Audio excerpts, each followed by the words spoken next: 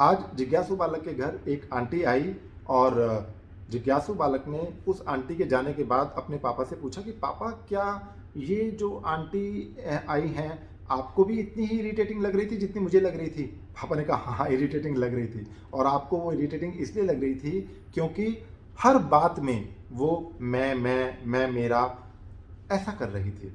आमतौर पे हिंदी में हम इसे अपने मुंह मियाँ मिट्ठू कहते हैं, लेकिन जब वो एक डिग्री बढ़ जाए तो वो अपने मुंह मियाँ मिट्ठू से ज़्यादा बड़ा होकर स्वयं से सराबोर हो जाता है। तो ये आपकी जो आंटी आई थी ये स्वयं से सराबोर थी।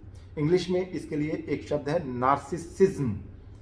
नार्सिसस एक व्यक्ति थे जो स्वयं से बहुत प्यार करते थे और हमेशा एक तालाब के किनारे बैठे, दर्पण उस समय होते नहीं थे, पानी में अपना चेहरा देखा करते थे, वो स्वयं से प्यार करते थे। तो जिज्ञासु बालक ने कहा पापा कहानी के माध्यम से समझाओ। पापा ने कहा ठीक है। एक सेठ जी थे एक नगर में, बहुत पैसा कमाया उन्होंने और एक साधु महात्मा में उनकी बड़ी श्रद्धा थी। वो साधु महात्मा हिमालय में रहते थे। बहुत समय पश्चात कभी कभार नगर में आते थे तो सेठ जी के यहाँ ठहरा करते थे। एक दिन सेठ जी को संदेश मिला कि कल आपके यहाँ पर वो महात्मा आएंगे और कुछ दिन आपके यहाँ ठहरेंगे। सेठ जी बड़े खुश हुए। जब वो साधु आए तो एकदम कृशकाय हो चुके थे वो। पिछले 8-10 साल से उन्होंने बताया कि मैंने तो कुछ खाया ही नहीं है, सिर्फ हवा के सहारे जिंदगी हो, पानी पिया और हवा पी। सेठ जी ने देखा कि इस तरीके से अगर मैं इनको बाकी लोगों से मिलवाऊंगा तो शायद इनकी महिमा उतनी न बन पाए जितनी बननी चाहिए, जितने बड़े ये स्वयं हैं। अब क्या किया जाए? तो सेठ जी ने एक अपना कुर्ता पजामा बनवा के रखा था काफ़ी समय पहले, ईरान से उन्होंने रेशम मंगवाया था, लेकिन उसको पहना नहीं था कभी। उनको कहा था कि कभी कोई मौका आएगा तो पहनेंगे। वो कुर्ता पजामा लाल रंग का रेशम का उन्होंने ला करके साधु महात्मा को दिया कि कल एक सत्संग है, हमारे घर पर बहुत से नगर के गणमान्य लोग आएंगे, आप इसे पहन लीजिए। साधु ने कहा बच्चा ये सब हमारे लिए किस काम के? हम तो ये जो एक कोपिन उन्होंने पहन रखा था, बाकी पूरा शरीर नंगा था। उन्होंने कहा हम तो ऐसे ही रहते हैं। महात्मा जी हिमालय के रिवाज अलग हैं, लेकिन आप मेरी बात कृपया करके मान लीजिए, ये मेरी प्रार्थना है। ठीक है। अगले दिन जब सत्संग हुआ तो जैसी व्यवस्था थी, सेठ जी भी और बाकी सब गणमान्य लोग भी एक जगह बैठे थे एक बड़े हॉल में, और जब शुरू होने का समय आया पीछे से दरवाजे से महात्मा जी ने प्रवेश किया और लाल रंग का रेशमी कुर्ता पजामा उन्होंने पहना हुआ और उनका चेहरा ऐसे दमक रहा, जबरदस्त तेज उनके चेहरे पर। सब लोग देख करके विस्मित रह गए।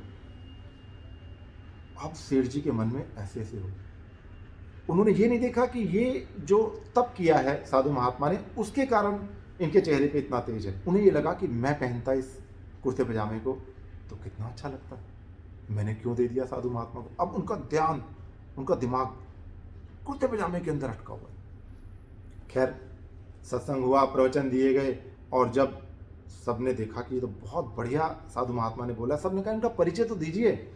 सेठ जी खड़े हुए हमारे कुर्ते पजामे वाले और खड़े होकर उन्होंने परिचय दिया, ये महात्मा जी हैं, मैं इनका शिष्य बहुत समय से रहा हूँ, हिमालय में रहते हैं, ये बहुत इन्होंने तप किया है और बहुत ही ज्ञानी हैं, और ये जो कुर्ता पजामा है ना ये मैंने इनको दिया है। सब लोग हंसने लग गए। महात्मा जी को थोड़ा फील हुआ। बाद में उन्होंने बुला के बोला बच्चा ये सब क्या था? कुर्ते पजामे का तो कोई रेफरेंस ही नहीं था। सेठ जी ने कहा ठीक है मैं ध्यान रखूंगा। 2-4 दिन बाद किसी और सेठ जी ने बुलाया महात्मा को सत्संग के लिए। बिल्कुल वही सब घटनाएं हुई, सत्संग हुआ, सब लोगों ने पूछा इनका परिचय दीजिए, और परिचय देते समय फिर से हमारे सेठ जी ने सारा परिचय दिया, सारा गुणगान किया महात्मा जी का, और अंत में बोले ये जो कुर्ता पजामा इन्होंने पहन रखा है ना ये मेरा नहीं है। महात्मा जी को थोड़ा सा आवेश हुआ। बाद में उन्होंने बुला के पूछा कि बच्चा तू क्यों कुर्ता पजामा का जिक्र करता है? पहले बोल रहा है मेरा है, फिर जब मैंने मना किया तो कह रहा आप ही ने तो कहा था कि ये नहीं बोलना कि मेरा है, तो मैंने बोल दिया कि मेरा नहीं है। महात्मा जी ने कहा नहीं भाई नहीं, ये संसारिकता है, यही तो मैं आपको इतने दिन से उपदेश दे रहा हूँ, इससे बाहर निकलिए।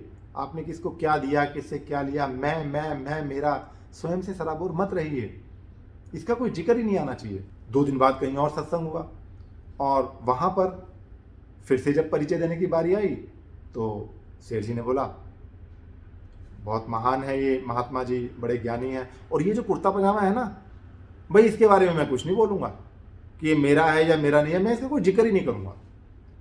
साधु महात्मा ने अपना सर पटक लिया और उन्होंने वहीं पर वो कुर्ता पजामा उतारा, वापस अपनी कोपीन में आ गए, हाथ जोड़े और वो वहाँ से चले गए। ऐसे ही जीवन में हम में से बहुत लोग स्वयं से सराबोर हैं। रात दिन अपने कुर्ते पजामे में हम अटके हुए हैं। मैंने किसके लिए क्या किया, मैं मेरा। कृपया इससे बाहर निकलिए, कृपया एक अच्छे इंसान बनिए, सबकी तारीफ कीजिए। धन्यवाद।